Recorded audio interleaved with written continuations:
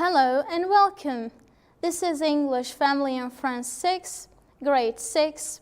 Today we are going to take a grammar lesson, and the title of the lesson is The Food Here is Great. The objectives that will be achieved at the end of the lesson are 3. The first one is to identify adverbs of a frequency and time makers used for present simple and present continuous. The second objective is to use adverbs of a frequency and time makers accurately.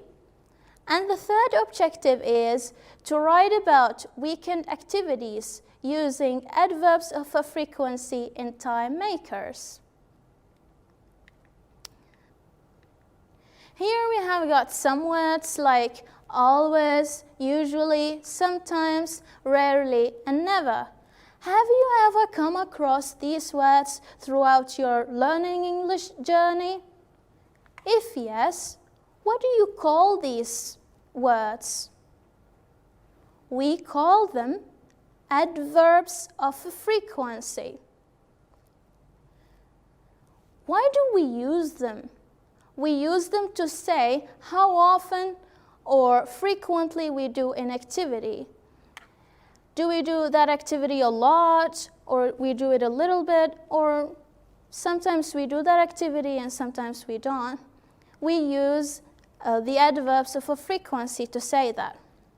Now, where do we put them when we want to form the sentence? We put them before the main verb, like read, play, do. We put them before the main verb. We put these adverbs of a frequency, always, usually, sometimes.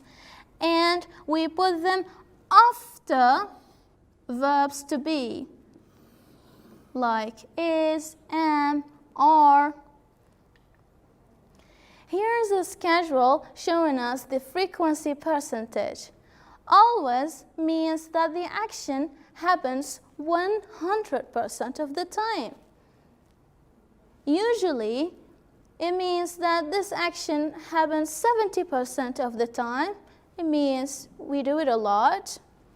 Sometimes, it means that we do this action 50% of the time.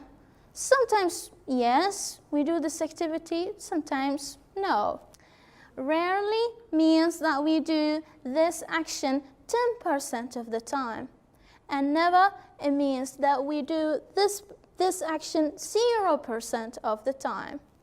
We don't do this action.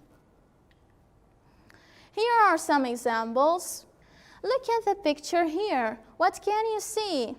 You can see a brush, and someone is putting his toothpaste on the brush. When I wake up, I always brush my teeth. We have used the adverb of a frequency always because I brush my teeth every day. My teeth are something very precious and something very important to me, and I do this every day, so I've used always. Look at the second picture. These are the kids, and they are watching the TV. The kids usually watch cartoon after they do their homework. The adverb of a frequency is usually. That's right. Now, here we have got a book. The sentence is, before he goes to bed, Ali sometimes, it means 50% of the time, reads a book. Sometimes is the adverb of a frequency. Number 4, Sam rarely argues with his sister. The adverb of a frequency is rarely. It's 10% of the time. He doesn't fight with his sister. He fights just a little bit. Sammy never writes on the walls. Never, it means this action doesn't happen. The adverb of a frequency is never. Here we move into something new called time markers. Time markers like now, right now, at the moment, today, tonight, before bedtime, after breakfast. Why do we use the time makers? We use the time makers to say when an activity is happening, which part of the day that activity took place in. Where do we put these time markers in the sentence when we are forming the sentences? Where do we put these time markers? We've got two options. Either to put the time marker at the beginning of the sentence, and if you put it at the beginning of the sentence, you need to put a comma. You need to put a comma after it. Or we put it at the end of the sentence. And we don't forget to put a full stop at the end of the sentence. It's easy, right? Now, let's do some practice. When I wake up, I always brush my teeth. The time maker here, I have used the time maker at the beginning of the sentence, when I wake up, and I have put a comma. I always brush my teeth, okay? Look at the second picture. Look at the second picture. What can you see? You can see the kids are watching the TV, right? The kids usually watch cartoon after they do their homework. Here, I have used the time marker at the end of the sentence. Don't forget to put the full stop, okay? You have to put the full stop at the end of the sentence.